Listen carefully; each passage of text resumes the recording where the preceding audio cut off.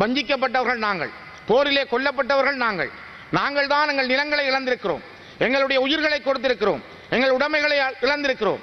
மீண்டும் எங்களை அழித்தவர்கள், எங்கள் மீது குற்றம் புரிந்தவர்கள், எங்கள் மீது சுத்தம் புரிந்தவர்கள், எங்கள் மீது பொஸ்பரஸ் குண்டுகளை வீசியவர்கள், எங்கள் மீது ரசாயன குண்டுகளை வீசியவர்கள்தான் மிகப்பெரிய யுத்தத்தால் அழிக்கப்பட்டார்கள். இப்பொழுதும் கூட கட்டமைக்கப்பட்ட ஒரு ஸ்ட்ரக்சரல் ஜெனோசைடுக்குள், ஒரு கட்டமைக்கப்பட்ட இன அழிப்புக்குள் அவர்கள் தொடர்ந்தும் உள்வாங்கப்பட்டிருக்கிறார்கள். அதனால் தான் இன்று அவர்கள் வாழுகின்ற பிரதேசம் எல்லாம் கடன்களில் உள்ள சீரின்மைகள், இந்த நாடு இவ்வளவு தூரம் வீழ்ச்சி அடைந்த நிலையிலே இருந்து முன்னேற வேண்டிய தொடர்புகள் தொடர்பான இன்றைய தலையங்கம் இருந்தாலும் சில விடயங்களையும் நான் இந்த இடத்திலே பதிவு செய்ய விரும்புகிறேன் உங்களுடைய அனுமதியோடு.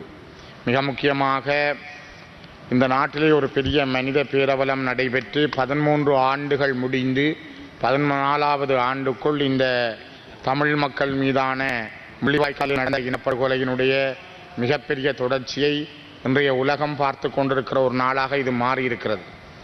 இலங்கையிலே இன்னும் இந்த விடயத்திற்கான ஒரு நேர்மையான, இதய சுத்தியான, சரியான முறையிலான விசாரணைகள் மேற்கொள்ளப்படவில்லை. அந்த விசாரணைகள் செய்யப்படாமல் இருப்பதும் ஒரு நல்லிணக்கம் என்பதோ அல்ல இந்த நாட்டிலே அந்த மக்களுக்கு கொண்டு வர வேண்டிய, வழங்க வேண்டிய நீதி என்பதோ இதுவரை கிடைக்காத ஒன்றாக இந்த நாட்டிலே காணப்படுகிறது. ஆகவேதான் கௌரவ தலைமை தாங்குகின்ற உறுப்பினர் அவர்களை நான் ஒன்றை பதிவு செய்ய விரும்புகிறேன். இந்த நாட்டிலே ஒரு நிரந்தர சமாதானமும் நிரந்தரமான ஒரு பொருளாதார அபிவிருத்தியும் ஏற்பட வேண்டும் என்று இந்த நாடு விரும்புகிறதா, சிங்கள மக்கள் விரும்புகின்றார்களா, அல்லது இங்கே இருக்கின்ற சிங்கள தலைவர்கள் விரும்புகின்றார்களா? அவர்களுடைய எண்ணம் என்னவாக இருக்கிறது? இந்த நாட்டினுடைய அபிவிருத்தி என்பதுதான் அவருடைய எண்ணமாக இருந்தால் இந்த நாட்டை நாங்கள் பொருளாதார ரீதியாக கொண்டு செல்ல வேண்டும் என்கிற சரியான ஒரு கரு அவர்களிடம் இருக்குமாக இருந்தால் இந்த நாட்டிலே கடந்த 40 வருஷங்களுக்கு மேலாக நடைபெற்று முடிந்திருக்கின்ற மிகப்பெரிய யுத்தமும் ஒரு இன அழிப்பு நடவடிக்கைகளும் இலங்கை பற்றிய எண்ணங்களையும் சிந்தனைகளையும் உலக நாடுகளிலே எவ்வாறு கொண்டு வந்திருக்கிறது, அது உலக நாடுகளிலே எவ்வாறு சொல்லி இருக்கிறது என்பதை முதலில் இந்த நாடு உணர வேண்டும். அந்த உணர்ச்சிகள், அந்த எண்ணங்களை நீங்கள் சிந்திக்க தலைப்படாமல் விட்டால், அதற்கான நீதியை காணாமல் விட்டால், அதற்கான உண்மைகளை கண்டறியாமல் விட்டால் இந்த நாடு இன்னும் ஒரு அதள பாதாளத்திற்கு செல்லும்.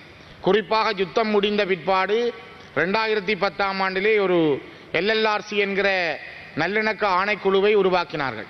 ஆனால் அந்த நல்லிணக்க ஆணைக்குழு கொடுத்த பல சிபார்சுகள் கிடப்பிலே போடப்பட்டது, செயல்படுத்தப்படாமல் விட்டது. அதற்கு பின்னர் ஜனாதிபதி ஆணைக்குழு நியமிக்கப்பட்டது. ஜனாதிபதி ஆணைக்குழுவினூடாகவும் இந்த விடயம் கரிசனைக்கு எடுக்கப்பட்டது. ஆனால் அந்த ஆணைக்குழுவினூடாகவும் ஒரு நீதியோ நல்லிணக்கமோ இந்த நாட்டிலே ஏற்படுத்தப்படவில்லை.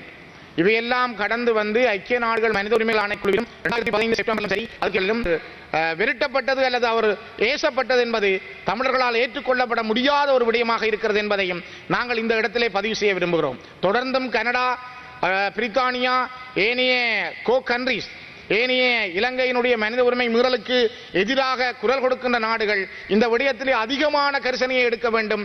இலங்கையிலே நடைபெற்ற இனப்படுகொலைக்கு ஒரு நீதியான விசாரணை வேண்டும் என்பதை நாங்கள் மீண்டும் மீண்டும் பதிவு செய்கிறோம். மிக முக்கியமாக தலைமை தாங்கும் உறுப்பினர்களை, இந்த நாட்டிலே ஒரு யுத்தம் நடந்தது, சரி, இங்கே ஒரு இனப்படுகொலை நடைபெறவில்லை, அல்லது இங்கே மக்கள் மீதான ரசாயன குண்டுகள் வீசப்படவில்லை, அவர்கள் மீது கொத்து குண்டுகள் வீசப்படவில்லை, இந்த மக்கள் மீது நீங்கள் பராஜ் குண்டுகளை வீசவில்லை, நீங்கள் உணவளிக்காமல் மக்கள் யாரும் கொல்லப்படவில்லை என்றெல்லாம் நீங்கள் உறுதிப்படுத்துவீர்களானால் அதனை ஒரு சர்வதேச விசாரணைக்கு விடுங்கள். அதனை ஒரு சர்வதேச சமூகம் விசாரிக்கட்டும். சுதந்திரமான, நியாயமான ஒரு சர்வதேச ஆர்வலர்களை கொண்ட குழுவினால் இந்த நாட்டில் இது நடைபெற்றதா இல்லையா என்பதை விசாரிப்பதற்கான சந்தர்ப்பத்தை இந்த நாடு ஏன் கொடுக்கக்கூடாது? எத்தனை ஆயிரம் குழந்தைகள் உணவில்லாமல் இறுதி யுத்தத்தில் இறந்தார்கள். முள்ளிவாய்க்கால் வரை சென்ற 4,20,000க்கும் மேற்பட்டவர்களில் உணவில்லாமல் இறந்தவர்கள். அப்பொழுது இருந்த அந்த நாட்டினுடைய பாதுகாப்புத்துறை செயலாளர் கோட்டபாய ராஜபக்ச அவர்கள் சொன்னார், 75,000 பேர் தான் இருக்கிறார்கள் வெண்ணிலே என்று. 4,20,000 பேர் இந்த நாட்டுக்குள்ளே வந்தார்கள்.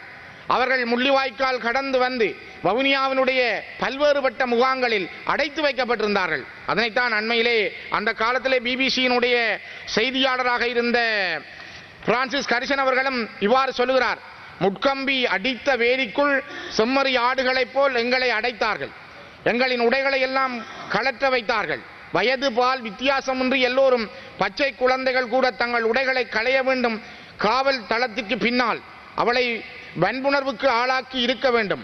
காவல் தளத்திற்கு பின்னால் அந்த சிறுமி அரை நிர்வாணமாக நின்று அழுவதை கண்டேன்.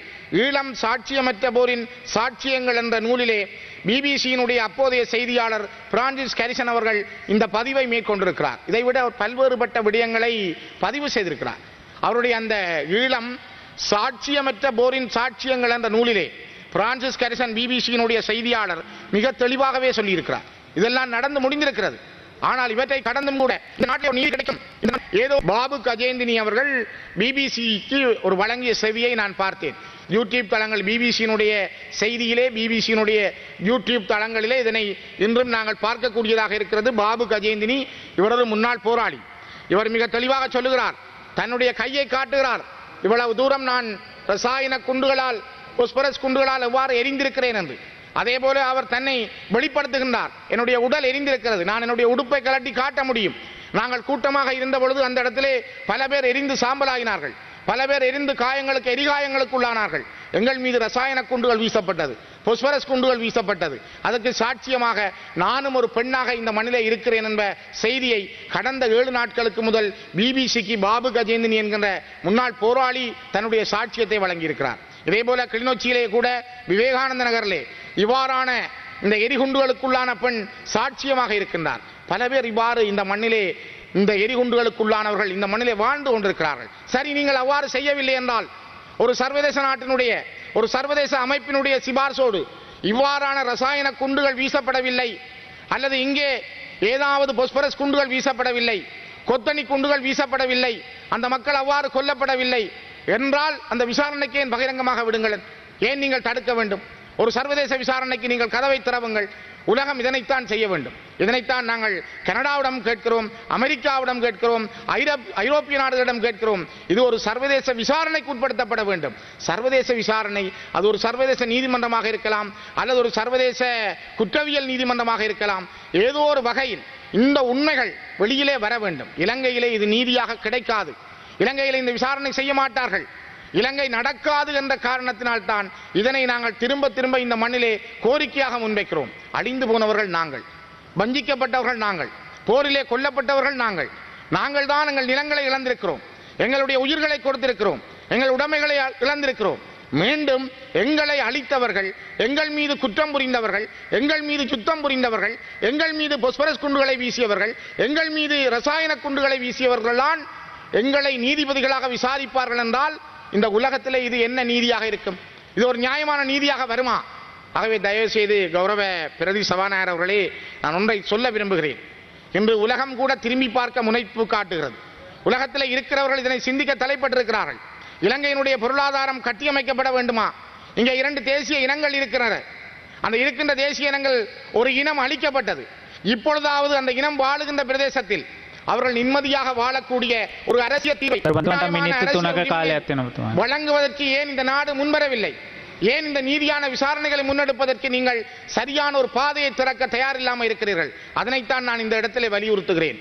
ஆகவே யுத்தத்தால் பாதிக்கப்பட்டவர்கள் நாங்கள், உணவில்லாமல் கொல்லப்பட்டவர்கள் தமிழர்கள். அவர்கள் பொஸ்பரஸ் குண்டுகளுக்கால் கொல்லப்பட்டார்கள், அவர்கள் ரசாயன குண்டுகளால் கொல்லப்பட்டார்கள், மிகப்பெரிய யுத்தத்தால் அழிக்கப்பட்டார்கள். இப்பொழுதும் கூட கட்டமைக்கப்பட்ட ஒரு ஸ்ட்ரக்சரல் ஜெனோசைடுக்குள், ஒரு கட்டமைக்கப்பட்ட இன அழிப்புக்குள் அவர்கள் தொடர்ந்தும் உள்வாங்கப்பட்டிருக்கிறார்கள். அதனால் தான் இன்று அவர்கள் வாழுகின்ற பிரதேசம் எல்லாம், அவர்கள் வாழுகின்ற இடங்களை எல்லாம் பறிக்கின்ற புத்த விகாரைகளும், அந்த இடங்களிலே அவருடைய நிலங்களை பறிக்கின்ற செயல்பாடுகளையும் அரசாங்கம் மிக துல்லியமாக செய்து வருகின்றது. இது ஒரு மிக மோசமானது. ஆகவே இந்த மோசமான நிலைமை கட்டுப்படுத்தப்பட வேண்டும் என்பதைத்தான் நான் இந்த இடத்திலே குறிப்பிடுகின்றேன். இது உடனடியாக நிறுத்தப்பட்டு நீதி நிலைநாட்டப்பட வேண்டும் என்பதை நான் மிகவும் தெளிவாக இந்த ගරු නියෝජ්‍ය කතානායකතුමනි, දැන් මේ මන්ත්‍රීවරයා දිගින් දිගටම ඉතාම අසත්‍ය ප්‍රකාශ කරනවා. මේ පාර්ලිමේන්තුවේදී මේ කරන්නේ සම්පූර්ණයෙන්ම දෙමළ ඩයස්පෝරාවට රසායනික බෝම්බ පාවිච්චි කරලා කියනවා. කවදාකවත් රසායනික බෝම්බ පාවිච්චි කරලා කියලා යුද්ධ අපරාධ විශේෂ කෞතුක පවා කියලා නැහැ. ඒ වගේම තමයි 2,95,000ක් බේරගෙන තමයි අපේ රණවිරු මේ යුද්ධෙ දින්නේ. 3 ලක්ෂයක් පවන මිනිස් පල්ලයක් වගේ තියෙනකොට මේගොල්ලෝ කොහෙද හිටියේ? පැනලා යන අයට වෙඩි තියනකොට LTT එක ම්ලේච්ච විදියට පුංචි දරුවන්ගේ අතපය කපනකොට මෙයා කොහෙද හිටියේ කියලා බලන්න කැමතියි. கௌரவ பிரதி சபாநாயகர் அவர்களே, எனக்கு என்னுடைய பேச்சுக்கு பதிலளித்த சரத் வீரசேகர அவர்கள் அவர் ஒரு சிங்கள தேசியவாதி. நான் அந்த வகையிலே ஒரு சிங்கள தேசியவாதியாக, ஒரு சிங்கள மக்களுடைய பிரதிநிதியாக நான் அவரை மதிக்கிறேன். ஆனால் நான் ஒரு தமிழ் தேசியவாதி. நான் என் இனம் சார்ந்து பேச வேண்டிய உரிமையும் கடமையும் உள்ளவன். எந்த இனம் பாதிக்கப்பட்டதோ, இந்த இனம் அழிக்கப்பட்டதோ, எந்த இனம் இந்த ரசாயன குண்டுகளுக்கும் பொஸ்பரஸ் குண்டுகளுக்கும் உள்ளாக்கப்பட்டதோ, அந்த இனத்தின் சார்பாக என்னுடைய கருத்தை முன்வைக்க வேண்டிய ஒரு தமிழ் தேசியவாதியாக நான் இந்த இடத்தில் என்னுடைய பதிவை மேற்கொள்கிறேன். ஆகவே நான் அவருடைய இனவாதி என்று சொல்வதற்கு அப்பால் நீங்கள் ஒரு சிங்கள தேசியவாதியாக இருக்கிறீர்கள். உங்களுடைய கொள்கையை, உங்கள் இனம் சார்ந்த கருத்தை நான் ஏற்றுக்கொள்கிறேன். ஆனால் நீங்கள் தயவு செய்து மனிதாபிமானத்தோடும் நியாயமான கண்ணோட்டங்களோடும் தமிழர்கள் மீது புரியப்பட்டது ஒரு இனப்படுகொலை என்பதை ஏற்றுக்கொள்ளுகின்ற காலம், ஏற்றுக்கொள்ளுகின்ற, நீங்க மன்னிப்பு கேட்கின்ற காலம், அதை உணர்ந்து கொள்ளுகின்ற காலம் எப்பொழுது இந்த நாட்டுக்கு வருகிறதோ அப்பொழுதுதான் இந்த நாடு நீதி பெறும். யோசித்து பாருங்கள். யுத்தம் முடிந்து 30 ஆண்டுகள் நடந்த யுத்தத்தை 2009 முடிந்ததாக குறிப்பிடுகிறீர்கள். ஆனால் இந்த யுத்தம் முடிந்து 13 ஆண்டுகள் இந்த நாடு நிம்மதியான ஒரு ஆட்சியை சந்தித்திருக்கிறதா? இந்த நாடு இப்பொழுது நிம்மதியாக இருக்கிறதா? இந்த நாட்டிலே பொருளாதாரம் சரியாக இருக்கிறதா? அல்லது ஆட்சியாளர்கள் நிம்மதியாக இருக்கிறார்களா? ஆகவே இந்த கொல்லப்பட்ட, நீங்கள் அநியாயமாக இந்த குண்டுகளை வீசி கொன்ற மக்களுடைய ஆத்மாக்கள் என்பதைத்தான் இந்த வரலாறு சொல்லுகிறது. ஆகவே கௌரவ பிரதி சபாநாயகர் அவர்களே, அவருடைய கருத்து என்பதற்கு அப்பால் நான் ஒன்றை தெளிவாக சொல்லுகிறேன். இந்த நாட்டினுடைய இது இருக்கும் என்பதை பதிவு செய்து ගරු නියෝජ්‍ය කතානායකතුමනි, හැමදාම මෙතුමගේ කතාවේදී මේ කතන්දර කියනවා.